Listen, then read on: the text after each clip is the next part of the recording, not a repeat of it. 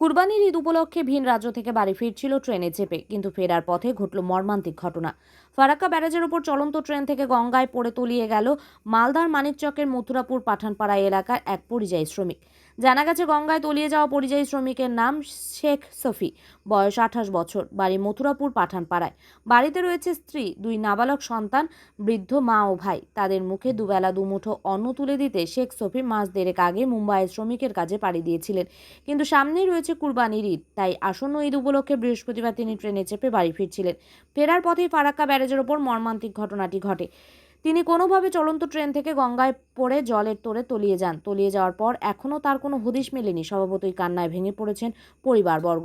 ঘটনার খবর পেয়ে এদিন ওই অসহায় পরিবারের বাড়ি ছুটে যান জেলা যুব তৃণমূল সভাপতি বিশ্বজিৎ মণ্ডল। তিনি পরিবারটির পাশে থেকে গঙ্গায় তলিয়ে যাওয়া যুবককে উদ্ধার করে প্রশাসনের বিভিন্ন মহলের সঙ্গে যোগাযোগ করেন এবং পরিবারটিকে সব ধরনের সাহায্য সহযোগিতার আশ্বাস দেন।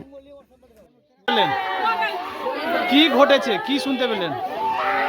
আমার সঙ্গে আসলো বাড়ি বিদেশ থেকে, হঠাৎ 10টার সময় কথা বলেছে, আর 12টার দিকে হঠাৎ শুনছি যে ট্রেন থেকে পড়ে গেছে। কোথায় পড়েছে? জলে কিভাবে পড়লো, কিভাবে, কি জানতে পারলেন?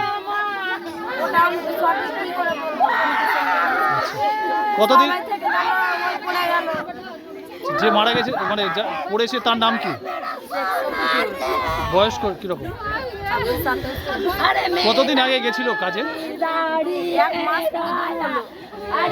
কি কাজ করতো সেখানে? গেলার কাজ করে। হ্যাঁ, গেলার কাজ করে। জলের কাজ। হ্যাঁ, কলার। আচ্ছা, কিসে ওই ঈদ উপলক্ষে আসছিল? হ্যাঁ, আমাদের বাচ্চারা বাড়ি যাচ্ছে, বাবা বাড়ি আসছে, বড়দের সবাই যাচ্ছে, বাড়ি আসছে।